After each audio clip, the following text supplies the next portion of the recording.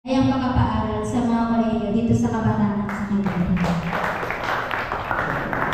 You are staying in Korea now. Korea, you know, 1950 Korean War. All this story, all here outside your orphanage.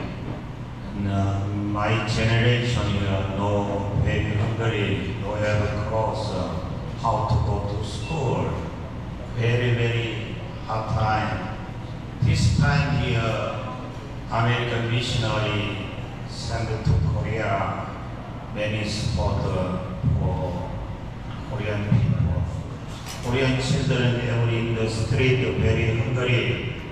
Give me chocolate, give me chocolate, give me chocolate. All people here talking, American missionary talking here, I remember it. Yan, so noong 1950s po, sa panahon nila pasukin ng kabataan niya, ay mahirap po talaga ang buhay. Kung mahirap yung buhay natin dito sa Pilipinas, mas mahirap yung naging buhay nila noon kasi wala silang makain, wala silang masuot. So may mga missionaries na napunta rin doon, tapos sinunduloan sila at maraming nanghihingi din ng kanilang mga pangangailangan. This time, American support my elementary school. I went up very hungry. American people send to here together. Some here I eating cross here this young generation for here. Yan, nung nasa elementary naman si Pastor Kim, ang hirap din ang kanilang buhay. Wala siyang masuot, wala rin sila masyadong makain. So may missionary na American nagpunta doon at binigyan daw siya ng tinapay. This time here, more Filipino rich. You are support here Korean warrior sent to army 7,200. You are sold here sent to Korea.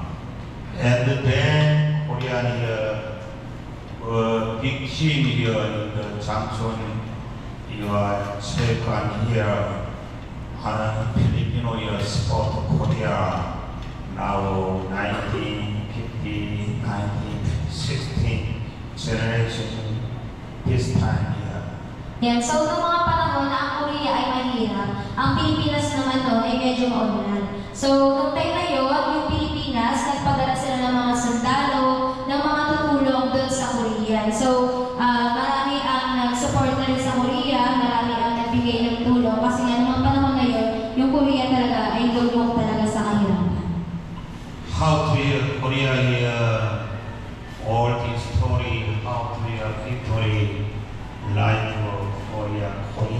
Korea in the world military, five year military strong. Now economy 9, you are in the world here. How to Korean people here develop this time here, very important lesson. You are Filipino, important talking to you.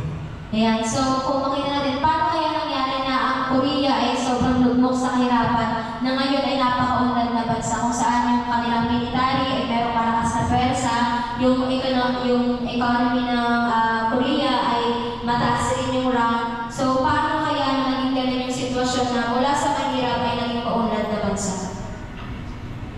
Korean war after here, situation here, Pakol Salam area, like you are saying here, Korea, how to these people develop a possible thinking? Your lesson here very important talking to you. Yan, so makita po natin yung buhay din ng sa Korea noon at buhay na meron din yung mga slum area natin dito sa Pilipinas ay parehas lang. Pero yung Korea, nakita natin yung pag-unlad nila. So, ibig sabihin, hindi rin imposible na mangyari yun dito sa lugar natin. Amen? Korean people here, number one here, thinking here, all now very low percent believe Jesus. Now this time, people here hungry, and nothing. How to trust them? And no. Here only here. People here, any no support, any not vision for here. This time year, my mother generation all attending here church.